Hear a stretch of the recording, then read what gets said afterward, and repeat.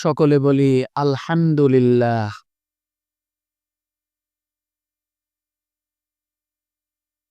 সকলে ভালো আছি? জি, আলহামদুলিল্লাহ। আল্লাহ তাআলা ভালো আজকে আমরা সমসাময়িক একটা বিষয়ের উপর জানতে চাই। বিষয়টা বাংলাদেশের আগে আমরা এত ব্যাপকভাবে এটা জানতাম না, তাই না? কিন্তু আসলে এটার বিষয়ে আমাদের একটু ভালো করে জানা দরকার। যেহেতু আমরা মুসলিম, এ দেশটা মুসলমানের।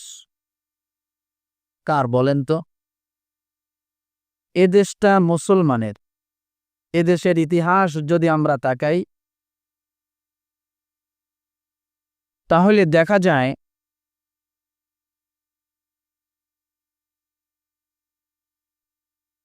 যে এদেশে আমাদের উত্তরবঙ্গের একটা জেলাটার নাম হলো লালমনিরহাট। এ জেলায় একটা মসজিদ আছে।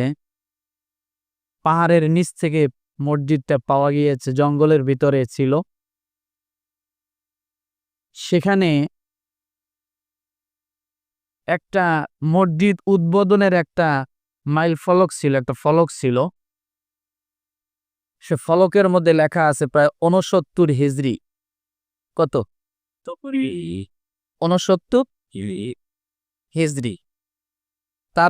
তার মানে বোঝা গেল রাসূলুল্লাহ সাল্লাল্লাহু আলাইহি ওয়াসাল্লাম দুনিয়া ওফাতের মাত্র ৫৯ বছর পরে ওই মসজিদটা নির্মাণ হয়েছে। কত বছর? এটা আপনারা গুগলে সার্চ দিলে পাইবেন। তাহলে বোঝা গেল সেই সময় যদি মসজিদের আমরা একটা নকশা পাই, তাহলে নিশ্চিত এটা বোঝা যাচ্ছে যে এখানে মুসলিমদের বিচরণ ছিল, মুসলমানের আবাদ ভূমি। এরপর আরো প্রায় ৪ জন সাহাবীর কথা উল্লেখ পাওয়া যায় যে আমাদের বাংলাদেশে তাদের পা মোবারক পড়েছিল। তাহলে বোঝা গেল ওই মসজিদেরও আগে সাহাবী আসছে।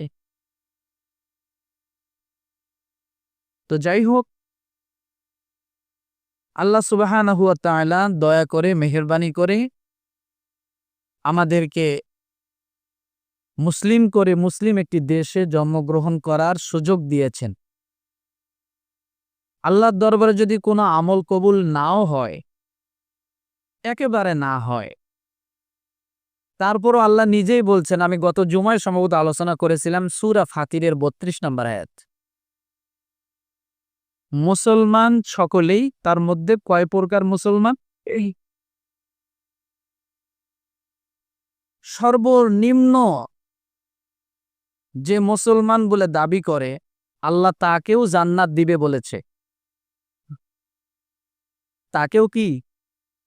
আল্লাহ তাকেও জান্নাত দিবে, এ কথা আল্লাহ নিজে বলেছে। কোন সূরা আছে? কত নাম্বার আয়াত?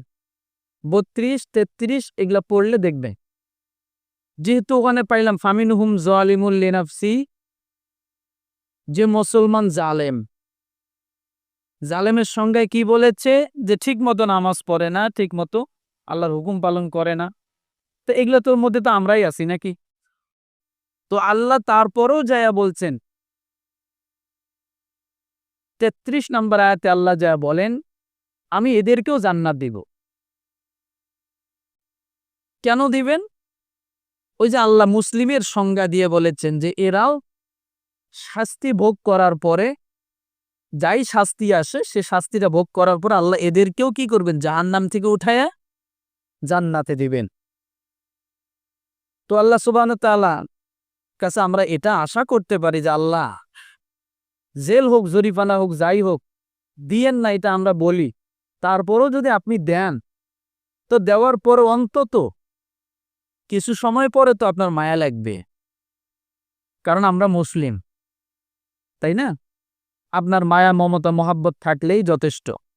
আমরা জান্নাতও চাই না, শুধু আমাদেরকে একটু মহাব্বত করিয়েন। কথা ঠিক না? কারণ কেউ যদি কারো প্রতি মহাব্বত থাকে, তার জন্য ভালো কিছুর প্রয়োজন হয় না। মহব্বত যদি থাকে তার সাধ্য মোতাবেক যেমনই হোক না কেন, ওই যে বলে যে যদি মহব্বত করি কেউ খাওয়ায় তো আলু ভর্তা ডাউলেই ভালো, আছে না একটা কথা? আর যদি মহব্বত না করিয়া গোস্ত, পোলাও, বিরিয়ানি যা আছে ভালো ভালো খাবার সব যদি দিয়ে কয় খাইলে খান না খাইলে নেই, ওই খাওয়ার কোনো শান্তি আছে? ভালো লাগবে? আর ডাল আলু ভর্তা দিয়ে যদি বলে ভাই আমি তো গরিব মানুষ, আমি এতটুকুই আপনার জন্য ম্যানেজ করতে পারছি, আপনি একটু খান, দেখবেন ওই খাওয়ার মাঝেও তৃপ্তি আছে, তাই না? তো আল্লাহ সুবহানাহু ওয়া তাআলা অন্তত আমাদেরকে মুসলিম করে তো বানাইছেন। আমরা হয়তো মুমিন এখনো হতে পারি নাই, মুহসিন হতে পারি নাই, কিন্তু মুসলিম অবস্থায় তো আছি। আল্লাহ যেন এই অবস্থায় আমাদেরকে অন্তত ঈমান হারা না করে। এজন্য বলতে হয় ইনশাআল্লাহ আমি মুমিন হব, কিন্তু ইনশাআল্লাহ আমি মুসলিম হব এটা বলা যাবে না, কারণ এটা সর্বনিম্ন স্তর। যদি কেউ বলে আমি ইনশাআল্লাহ মুসলিম হব, সে ঈমানদারই না, ঈমানদার। কিন্তু কোন মুসলিম যদি বলে আমি ইনশাআল্লাহ মুমিন হব, ইনশাআল্লাহ আমি মুহসিন হব, ইনশাআল্লাহ আমি মুত্তাকি হব, তাহলে আল্লাহ তাআলা তাকে মুমিন হওয়ার জন্য সহজ করে দিবে, মুহসিন হওয়ার জন্য সহজ করে দিবে। তাহলে ইনশাআল্লাহ মুসলিমের মধ্যে না নাই, কারণ এটা তো সেই বলতে পারে যে কাফের, যে আমি ইনশাআল্লাহ মুসলিম হব, যে হিন্দু সে বলতে পারে, যে খ্রিস্টান সে বলতে পারে, কিন্তু মুসলিম হয়ে তখন মুসলিমের ক্ষেত্রে ওই সময় ইনশাআল্লাহ লাগানো যাবে না। যাবে কোথায়?